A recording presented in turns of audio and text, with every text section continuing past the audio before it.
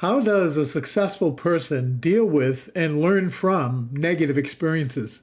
They learn from their mistakes and find ways to improve their performance. They recognize the power of failure for teaching lessons and growing their skills and capabilities. They focus on making changes and developing effective coping strategies to manage their emotions. Two things. First of all, how I handled something very negative yesterday.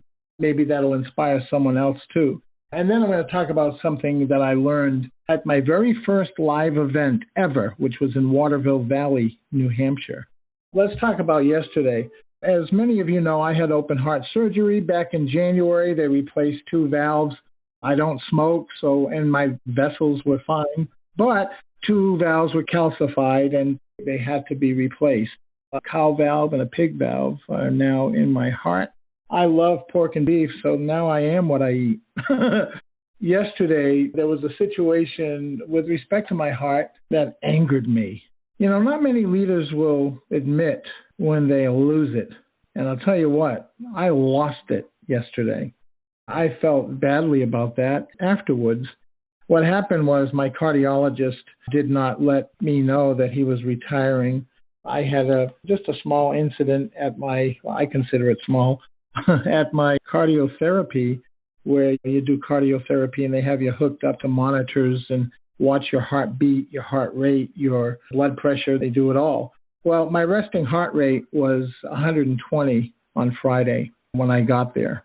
And that wasn't good. But what I had realized was for the first time in 8 months, I forgot to take my heart medicine in the morning. That affected the beating. So they took an EKG, and the doctor on staff came right in the room and said, "Sir, we need to take you to the hospital, emergency room. You're not going to drive there. We're going to bring an ambulance in because your EKG is abnormal." I said, "No, I'm not going," because I knew that I didn't take my medicine that morning, and I told the nurse who was in charge of me at the cardiotherapy, well, it's important that you speak with your cardiologist anyway.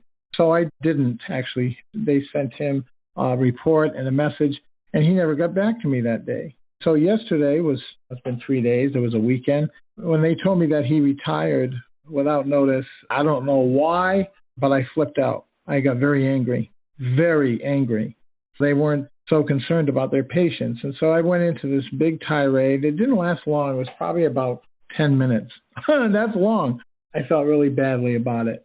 The thing that helped was I went back to my personal development knowledge and training and said, "Kevin, you're a hypocrite if you're doing this, because I always say it's not what happens to you, it's how you respond to it that determines your ultimate outcome." And now right then and there, I'm a hypocrite because I lost it. But there's 2 things I'm willing to do. Number 1, admit when I am wrong, quickly and emphatically. Dale Carnegie taught me that in his book, How to Win Friends and Influence People. When you're wrong, admit it fast.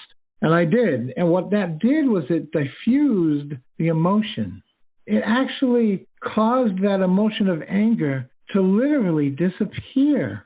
I think my wife Kim can attest to the fact that I was Mr. Night and Day because I did finally stop and was embarrassed. And I'm even embarrassed telling you guys. But you know what? It's important that we express to the people that we love and care about what we're doing and lessons that we learned from it. How does a successful person deal with and learn from negative emotions? By being intentional about reflecting on what went wrong, what could have been done better, and how the experience can impact their future decisions.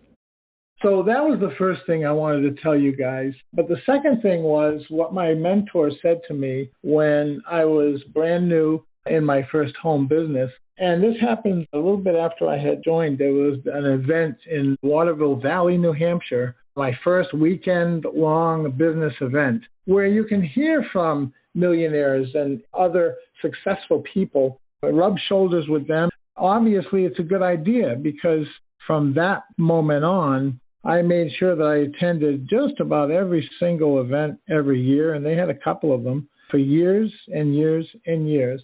But on the first event when I was 20, back in 1978, a millionaire by the name of Burt Boucher became my personal mentor and friend. He gave me some powerful advice about success that altered my journey dramatically way back then. I asked him a question. Being 20 years old and new to the world as an adult, I wanted to know what people's secrets to success were. I used to think it was a secret. Shh, be very, very quiet, like Elmer Fudd used to say. Be very quiet. Don't tell people how you're doing it. And then what that does is it gives some people the impression that millionaires are scam artists and they take advantage of people and scheme up things to hurt others to benefit themselves. Now, I made a blanket assumption that that's what rich people did. I was new. I didn't know. I was ignorant. When I said, what's your secret to success? His wisdom rang in his answer. And I'm going to share it with you right now because the words at that very moment changed my life. And when you take to heart what I'm about to share and you take consistent action, it'll change your life too. Here's what he said to that answer. First of all, he chuckled. And he said, Kevin, every successful person has a beginning. Whether it's rags to riches or whether it's riches to riches. They were rich when they were kids. Their family was rich, and so they were exposed to that all their lives, and they discovered to do what needs to be done to do it too. And boom, every person has a beginning. What I noticed over the years in the home business profession is that every person has a different beginning.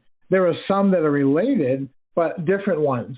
And he said, I'll continue with what he was saying to me. He said, those who commit to their dream had to make a decision for that great move. Now, all the successful people, he said, they all have things in common. And he told me three things. He said, first of all, they were willing to be honest with themselves. And that's what I just did when I laid out what happened to me yesterday. I was honest with myself by virtue of sharing what I did and the lesson learned. The second thing of the three things, he said that successful people in the beginning are willing to take a leap of faith to move forward, if and only if their dream is important enough to them. Because somebody says, how do I get motivated? Simple. Be obsessed with your dream. And the third thing he said that successful people do is that they're willing to take a step into the unknown. And boy, was he describing me. That's why what he said changed my life at that moment, because I was a person that was willing to take a step into the unknown without consciously realizing it until it was said that a successful person's willing to take a step into the unknown. And I was successful because I did that. So I knew that if I could handle those three things, be honest with myself, be willing to take a leap of faith to move forward, and then willing to take a step into the unknown by taking that all into heart and consistent action, that my life would change. And I was right. How does a successful person deal with and learn from negative experiences? They take responsibility for their mistakes or challenges and use them as a learning opportunity. They do not allow negativity to dictate the outcome of their experiences.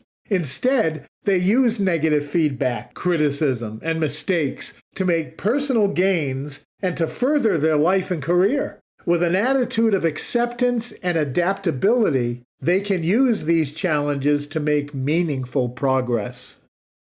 I just wanted to say, I hope that today you become attuned to how you're reacting to things, because that's the message.